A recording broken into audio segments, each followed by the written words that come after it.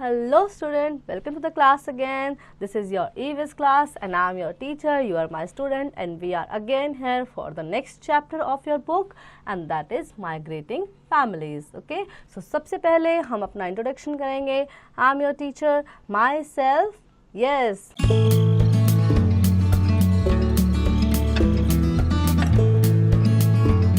Myself, Bharti Dikshit, and you will also tell me your name. And today's chapter name is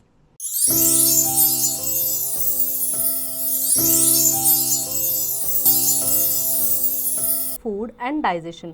तो पिछले chapter में हमने पढ़ा था कि फूड को हम प्रिजर्व कैसे कर सकते हैं और अब हम करेंगे कि जो हम खाना खाते हैं वो डाइजेशन कैसे होता है, किस किस खाने का कैसा कैसा डाइजेशन सिस्टम रहता है, हमारी बॉडी के अंदर क्या क्या डाइजेशन सिस्टम है जो हमारे पूरे खाने को डाइजेस्ट करता है और हमें हेल्दी बॉडी देता है, और क्या खाने से कौन सी ऐसी चीज़ें होती हैं जो खाने से वो ईजिली डाइजेस्ट नहीं होती हैं और हम बीमार भी पड़ सकते हैं. Okay, but before we start this, let me remind you, I'm your teacher and you are my student and we are connected in an online classes. So let's start the chapter without any delay. Our body needs food to grow. हमारी body को खाने की ज़रूरत होती है बढ़ने के लिए, to get energy to work and be healthy. Energy के लिए, काम करने के लिए और हेल्दी रहने के लिए हमारी बॉडी को किस चीज़ की फूड की ज़रूरत होती है जो हमें एनर्जी देता है. Do you know how does food provides us energy? क्या आप जानते हैं कि खाना हमें एनर्जी कैसे देता है? तो आज हम जानने जा रहे हैं कि खाना हमें कैसे एनर्जी देता है. खाना तो सिर्फ एक खाना है ना, और एनर्जी क्या होती है? एनर्जी तो हमें पूरा हमारा स्ट्रेंथ बढ़ाती है, हमें काम करने की एनर्जी देती है. तो खाने से हमें कैसे एनर्जी मिलती है ये हम जानने जा रहे हैं आज इस चैप्टर में. So the food that we eat can not be use directly by our body. जो हम खाना खाते हैं वो डायरेक्टली हमारी बॉडी द्वारा यूज़ नहीं किया जाता है. The complex substance present in food need to be change into simpler substance that can be use by our body. जब हम खाना खाते हैं तो जो आप खाना खाते हैं वो कॉम्प्लेक्स सब्सटेंस होता है, यानी वो बहुत ज़्यादा सिंपलर नहीं होता. तो जब हम उसको खाते हैं और अब हमारे दांत उसको थोड़ा सिंपल फॉर्म में लेके आते हैं, यानी उसको छोटी फॉर्म में लेके आते हैं. आप जब बाइट खाते हो तो इतना बड़ा बाइट खाते होंगे ना किसी भी चीज़ का खाने का. राइस खाते हैं तो मैक्सिमम 1 स्पून राइस खाते हैं हम. तो उसको हमारे जो दांत होते हैं सबसे पहला काम करते हैं, हमारे जो टीथ होते हैं ना उसको चू करके थोड़ा सा छोटा बना देते हैं. उसके बाद जब वो हमारी बॉडी के अंदर जाता है तो हमारी बॉडी के various parts of our body make सब food turns into the simpler substances. तो फिर वो डाइजेशन होता है और उससे हमें एनर्जी मिलती है. The process of breaking down of food from complex substance to simpler substances is known as digestion. तो यानी कॉम्प्लेक्स खाने का सिंपलर खाने में चेंज हो जाना कहलाता है डाइजेशन. यानी कॉम्प्लेक्स फूड, इतने बड़े बड़े बाइट रोटी के हमारे बॉडी के अंदर जा करके सिंपलर सब्सटेंस में चेंज हो गए हैं, उसी को कहते हैं कि खाना डाइजेस्ट हो गया है. The mouth digestion begins here. Mouth का डाइजेशन यहाँ से स्टार्ट होता है.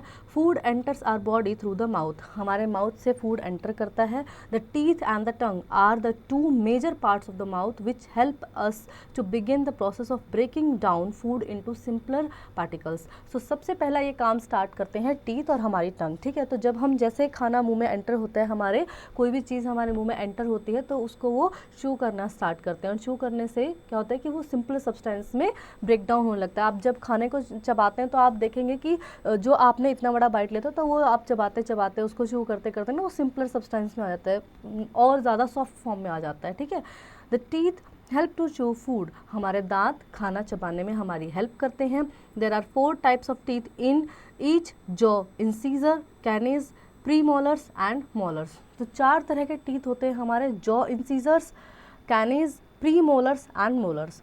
Teeth break down food for swallowing and further digestion. फिर उसके बाद टीथ क्या करते हैं, हमारे खाने को स्वेलो करते हैं, उसको फर्दर डाइजेशन के लिए कर देते हैं तैयार. The incisor located in the middle front of the lower and upper जो cut and grow pieces of food. तो जो हमारे लोअर और फ्रंट जो में जो इंसीजर्स टीथ होते हैं वो खाने को काटते हैं और उसको छोटे छोटे पीसेज में डिवाइड करते हैं. The molars in the back of the mouth green and चू. जो पीछे वाले मोलर्स होते हैं, पीछे वाले जो मुंह के पीछे वाले हिस्से में जो मोलर्स टीथ होते हैं वो ग्रिन करते हैं खाने को और चू करते हैं. To keep our teeth at their healthiest follow the simple prevention measures. और अपने दांतों को हेल्दी रखने के लिए हमें कुछ प्रिवेंशंस लेने चाहिए, क्योंकि अगर दांत टूट जाते हैं तो हमारा पूरा फेस खराब हो जाता है, ठीक है। दांत हमारे फेस को बहुत ही सुंदर लुक देते हैं, और अगर हमारे दांत नहीं होंगे तो हम खाना कैसे खाएंगे, हमें कई तरह का खाना हम नहीं खा पाएंगे ना। फिर जो नकली दांत होते हैं वो आर्टिफिशियल हमें टीथ लगवाने पड़ते हैं, वो भी बहुत ज़्यादा सूट नहीं करते हैं। तो इसलिए अपने दांतों की हमें प्रिवेंशन करनी चाहिए, उनको बीमारी से किस तरह से हम बचा सकते हैं, किस तरह से हम उनको सेफ रख सकते हैं। ईट अ हेल्दी डाइट खानी चाहिए। Limit your eating and drinking between meals, खाने और पीने के बीच में, यानी आप खाना खा रहे हैं और फिर पानी पी रहे हैं या कुछ भी ड्रिंक कर रहे हैं, उसके बीच में थोड़ा सा डिफरेंस होना चाहिए, क्योंकि खाना यूजुअली हम गर्म खाते हैं और पानी जो होता है वो ठंडा होता है, ठीक है। सो उससे हमारे दांतों में सेंसेशन हो सकती है। Limit your sugary food and beverages, हमें ज़्यादातर जो बेवरेजेस होता है, पीने वाली चीज़ें जो होती हैं लाइक टी कॉफ़ी वगैरह, और शुगर फूड्स जो मीठी चीज़ें होती हैं उनसे थोड़ा सा बच के रहना चाहिए, कम खाने चाहिए। Brush your teeth twice a day, दिन में कम से कम 2 बार हमें दांतों को ब्रश करना चाहिए। क्लीन योर टंग को क्लीन करना चाहिए। And visit a dentist regularly, और हमें रेगुलरली डेंटिस्ट के पास जाना चाहिए। The tongue, the flashing organ in the mouth fixed at one and, flashing organ नहीं है क्योंकि फ्लैश है इसमें ना, कोई भी बोन नहीं। आप अपने टंग को ऐसे महसूस करेंगे तो इसमें कोई भी टंग बोन नहीं होता है, इसमें सिर्फ फ्लैश होता है, ठीक है। और ये ऐसा फ्लैशिंग ऑर्गन है जो माउथ में फिक्स है, ठीक है। ये माउथ के अंदर क्या है, फिक्स है। Close to the throat but free at the front is the tongue, यानी थ्रोट गले के पास होती है ये, पर माउथ में आके फ्रंट पे आके ये फ्री होती है। The food in the mouth can be moved around with the help of the tongue, हम जो हमारे माउथ में फूड होता है उसको हम अराउंड इधर उधर मूव कर सकते हैं, किसकी हेल्प से, टंग की हेल्प से। We can swallow the food using our tongue, और हम अपने खाने को स्वेलो कर सकते हैं अपने टंग की हेल्प से। Activity boom, take some salt solution, sugar solution, bitter gourd solution and lime juice. तो आपको सॉल्ट सोल्यूशन लेना है, यानी सॉल्टी चीज़ें लेनी है, शुगर सोल्यूशन लेना है, बिटर गॉड सोल्यूशन लेना और लाइम जूस लेना है। Put 1 drop of each on your टंग, उनकी एक एक ड्रॉप आपको अपने टंग पे डालनी है। Make a note of the part of tongue where you feel the taste of it, जैसे आपको उनका टेस्ट महसूस होता है आप उसके लिए एक नोट बनाएंगे। Don't forget to rinse your mouth before putting a drop of each solution on your tongue, और जब जब आप एक एक बूंद डालें इन चारों सोल्यूशंस की तो उसके बाद माउथ को क्लीन ज़रूर करना है, ठीक है, तभी आपको उनके रियल टेस्ट के बारे में पता चलेगा। The function of the tongue is to enable us to taste food with the help of taste buds present on it. तो टंग का जो फंक्शन होता है वो हमें फूड को टेस्ट करने के लिए हेल्प देती है। उस पर जो टेस्ट बर्ड्स होते हैं ना, हमारे टंग के ऊपर टेस्ट बर्ड्स होते हैं, सो उससे हम अपने खाने को टेस्ट कर सकते हैं, हमें टेस्ट पता चलता है खाने का। There are 4 taste buds on the tongue, 4 तरह के टेस्ट बर्ड हमारे टंग पे होते हैं।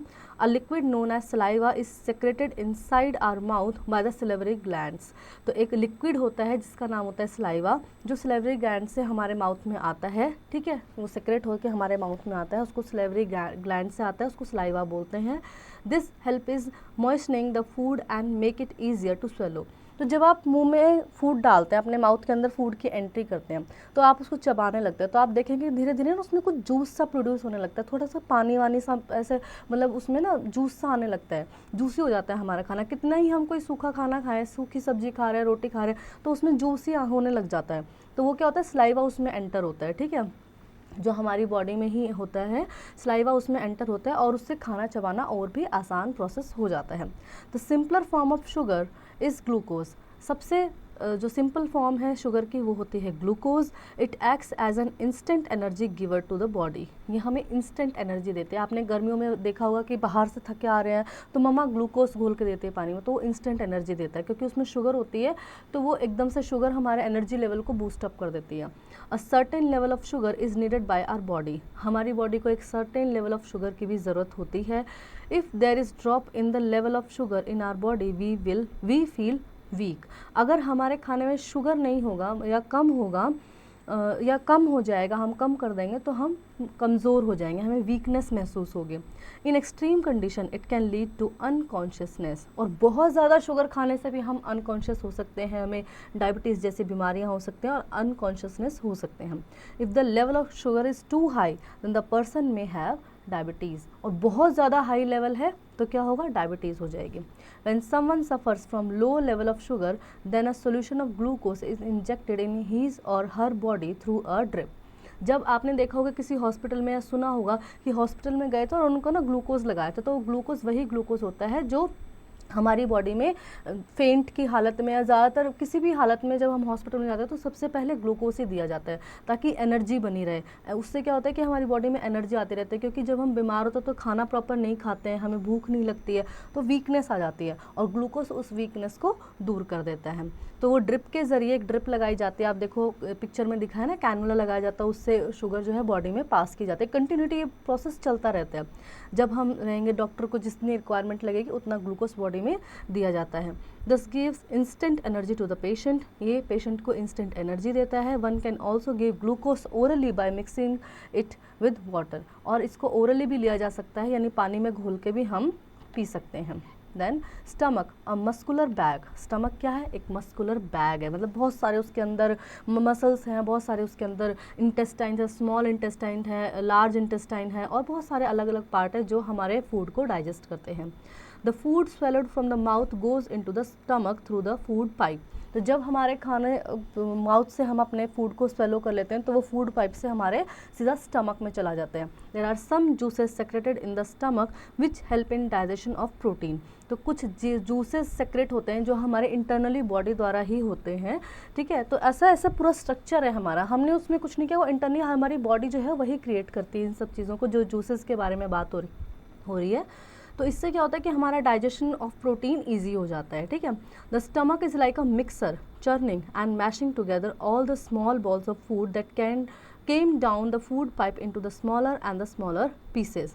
तो हमारा स्टमक मिक्सर की तरह, मैशिंग टुगेदर की तरह काम करता है, ठीक है। मिक्सर की तरह काम करता है, पूरे खाने को चर्न करता है, मैशिंग करता है, एक साथ पूरा खाने को स्मॉल स्मॉल बॉल्स जो हमारे माउथ से अंदर फूड पाइप से गए हैं उनको एक साथ और भी सिंपल सब्सटेंस में उनको टर्न कर देता है। It does this with the help of strong muscles in the walls of the stomach and the gastric juices that also come from the stomach walls। तो ये कैसे किसकी हेल्प से करता है? जो स्ट्रॉन्ग मसल्स है हमारी बॉडी के पेट के अंदर, स्टमक के अंदर जो स्ट्रॉन्ग मसल्स होते हैं उनकी हेल्प से जो हमारा स्टमक होता है वो फूड को और ज़्यादा सिंपलर सब्सटेंस में चेंज कर देता है। और गैस्ट्रिक जूसेस जो हमारे स्टमक की जो वॉल्स होती हैं वहीं से ही वो प्रोड्यूस होता है, तो उसको और गैस्ट्रिक जूसेस के साथ और भी ज़्यादा उसको डाइजेस्ट कर देता है। Small intestine digestion ends here, ठीक है। अब स्मॉल इंटेस्टाइन में जब खाना पहुंच जाता है तो वहाँ पे डाइजेशन कंप्लीट हो जाता है। The food goes to the small intestine from stomach, stomach से फिर खाना जाता है स्मॉल इंटेस्टाइन में।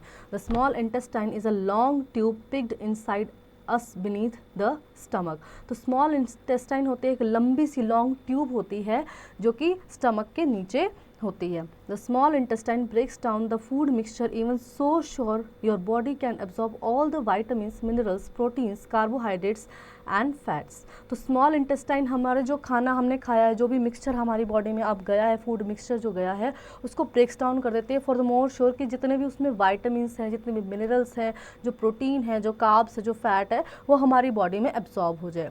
The juices present in the small intestine help to digest food and allow the body to absorb nutrients। तो जितने भी जूस प्रेजेंट होते हैं जो कि इंटरनली बॉडी द्वारा ही क्रिएट किए जाते हैं, तो उनको वो उसकी हेल्प करते हैं फूड को और ज़्यादा डाइजेस्ट करने में और न्यूट्रिएंट्स को एब्जॉर्ब करने में, यानी जो खाना है उसको उससे में जो भी न्यूट्रिएंट्स है उसको एब्जॉर्ब करने में जूसेस जो हैं हमारी बॉडी जो क्रिएट करती है वो हेल्प करते हैं। Your food may spend as long as 4 hours in the small intestine and will become very thin watery mixture। तो हमारा जो खाना होता है वो कम से कम 4 घंटे स्मॉल इंटेस्टाइन में स्पेंड करता है, यानी वहाँ पे वो उसको 4 घंटे लगते हैं पूरा एक वाटरी मिक्सचर बनने में, पूरा एक पानी वाला मिक्सचर बनने में। The nutrients from the food pass to the blood, फिर जो न्यूट्रिएंट्स होते हैं वो ब्लड में पास कर दिए जाते हैं बॉडी द्वारा।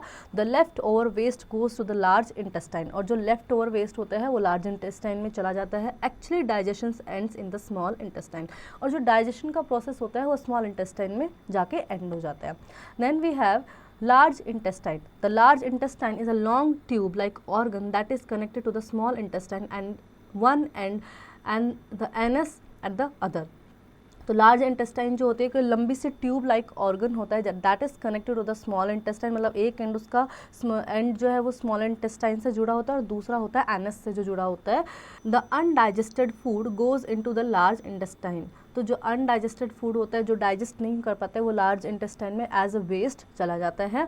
Water from the undigested food is absorb, जो उसमें पानी होता है वो अब्जॉर्ब कर लिया जाता है। The solid waste called faeces is thrown out of the body from the anus, तो जो सॉलिड वेस्ट होता है वो हमारी बॉडी से एनस के जरिए बाहर निकाल दिया जाता है।